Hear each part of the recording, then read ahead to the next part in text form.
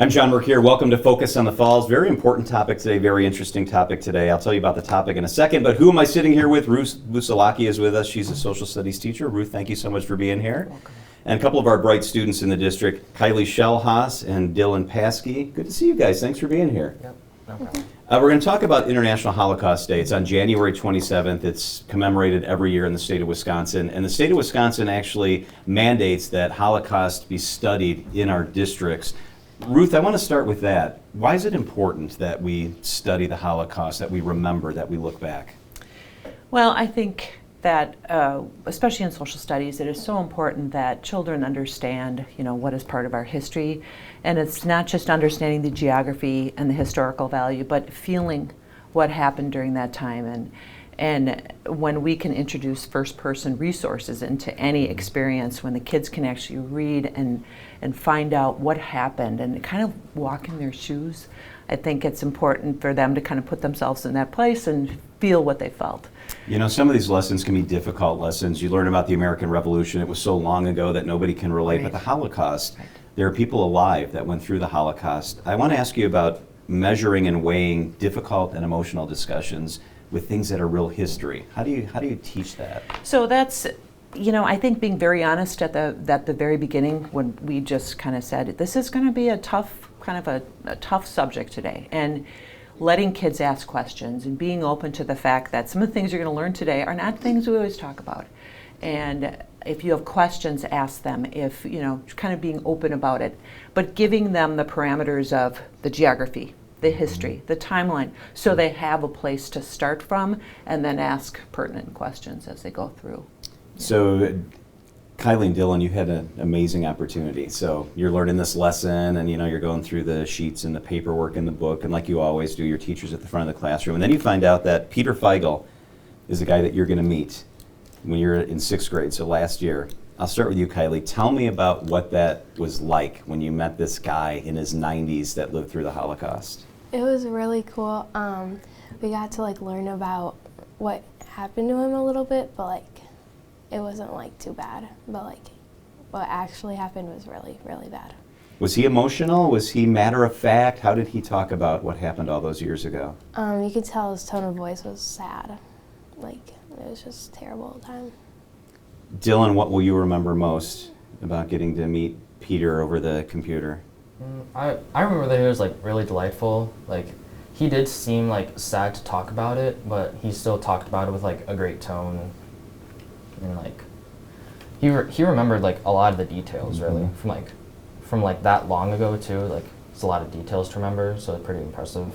So I'm sure it impacted you. Tell me a nugget or a little detail when people say, what did Peter talk about? What are things that you remember to this day that just kind of impacted you? I remember him telling us that he was still writing to his parents, who he didn't know they were dead, and that was pretty impactful for him, and it kind of made me realize we don't have forever. Yeah, not to take it for granted, right? Yeah. Kylee, did he talk about what it was like when he was in camp? What do you remember? What do you take away from the conversation? I remember when he said him and his friends jumped a fence and had to run into a different country. Can you imagine that? We take that for granted, right? I'm never going to have to jump the fence and run into Brookfield. Well, I'd never want to go to Brookfield, but you know what I mean? Just the things we take for granted. It's just amazing to talk to somebody like that. How did he seem? Did he seem vibrant and energetic? Did he seem...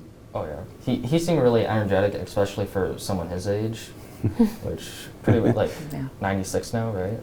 Yeah, he'll be 94. That's really amazing when you think about it.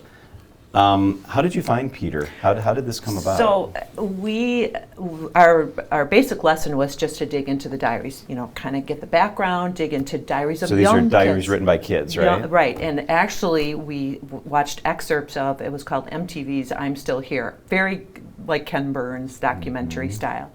And we saw Peter's name, and it was just a little vignette. Well, we didn't realize the project that we were working on, we were creating this kind of a remembrance star. The background was his diary. So then we found out he was alive. Wow. So it was in the 90s when this documentary was made. So we kind of did a little bit of a search. Well, we found out he was in his 90s. So thinking, well, wonderful. but 90s, we didn't know what kind of shape he was in, if he was still alive. But then we Googled him and found out he was presenting at a Vertebral University workshop. And not Like only, right out in La Crosse? Yeah, Right in La in Crosse. Wisconsin? Wow. And not only that, he's kind of almost like a rock star in the Holocaust world. Like, he's alive, and he is very formidable. He presents to groups. I mean, did not realize what we had stumbled upon. So then we wrote letters to him, and then got him out to him, and he called. I'll never forget the day I looked at my phone, I saw Peter Feigel on my phone, and he talked to me, and then he said, would you like to set up a Zoom call? And Wow. I'm thinking, okay, yeah, we're on board. So then at that point, we kind of got a panel together, and the kids, they were part of the panel where they asked questions of him. Oh, that's cool. We set up a satellite so everyone in our house could see the video. So it was Feigel Free Friday to commemorate he had actually escaped to Switzerland. He and his buddies hatched a plan and went across the border, and he was free. About So- how old was he when he wrote the diaries? Do any of you guys know? He was Do you remember? 10 or 11 when Wow. he wrote them, yeah. Yeah, that's a long time ago. I mean, if he's almost 94 years old. What was it like when you saw him pop up on the screen and you knew his story and his history and you were prepared to talk to him? Kylee, what was that like when he was there and you're talking to this guy who lived through history? It was really cool because, yeah. And he also he knew how everything was with us, and he asked all these questions to us. Like, what kind of things was he curious to ask you guys about? How 6th grade is going in social studies, and what we've learned about the Holocaust. How did you prepare Dylan to talk to him? Like, what did you think about? This is an amazing moment that you were about to have. How did you prepare for that? Well, it was it just seemed kind of unreal because it just feels so long ago, and that someone's still alive from that event. It just kind of seems crazy. And I think all of us on the panel, we just kind of thought of questions to ask him to just get more details, more insight on what happened. Do you have anybody in your life that's 94 years old? No. Do you, Kylee? No. It's amazing, right? We take it for granted. I have a grandpa who's 95, and I just talked to him last night on the phone, and now I'm sitting here talking to you guys, and I'm thinking, man, I need to talk to him more. Right. You're talking about a guy who lived through history, and my grandpa was in World War II. How amazing was it to think that you talked about a guy that most of us only read about in the history books? I mean, you had an amazing moment, Kylee. Yeah, it was really, really cool to be able to meet him and through the call. Did you feel, Ruth, almost like it was hitting the history jackpot Oh. when you got him on the phone? I mean, that's remarkable. Chance of a lifetime. It was, and how it unfolded, it was just happenstance. You take this risk. I'm not really a risk, but let's write and see what happens. And he was just there. Let's set up a call, and I think too for the kids, we did a lot of digging. We didn't know. We really just kind of jumped in. What is this guy all about? And the kids found out he was in the military, in the Air Force, moved to Florida. All this stuff we didn't know. So it was just one of those moments where they were almost like the citizen journalists, really digging in. Yeah. So, but it was very heartfelt. Some of the kids wrote letters, some of them made cards, some of them had artwork. It was just amazing. That meant a lot to him. So it kind of went both ways, which was really cool.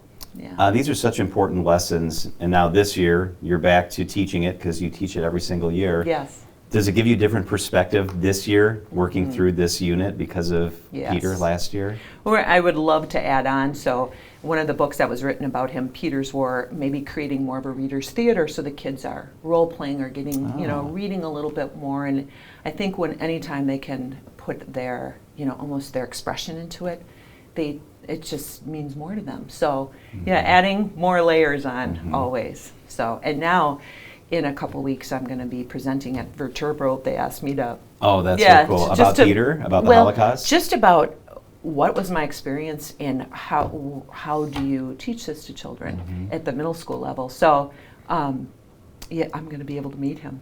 Oh my gosh, is he going to be there? He's going to be there. Oh, that is super cool. Yeah, so you should that's take them with pretty you. exciting. Yeah, I should. Exactly. So on a scale of 1 to 10, with 10 being I like it the most and 1 being not so much, before this lesson, how much did you like history and social studies? 1 to 10, Kylee.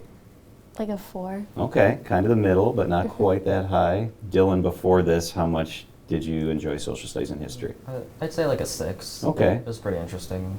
After meeting him, did it give you a different perspective, Kylee? Did it change that at all, how history can be taught and how you can learn?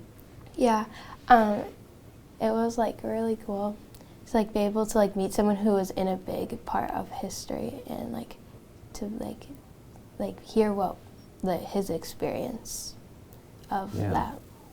Dylan, what does it mean to you when you hear your teacher say, this meant so much to Peter? Like it was about, for Peter, it was also healing and rewarding.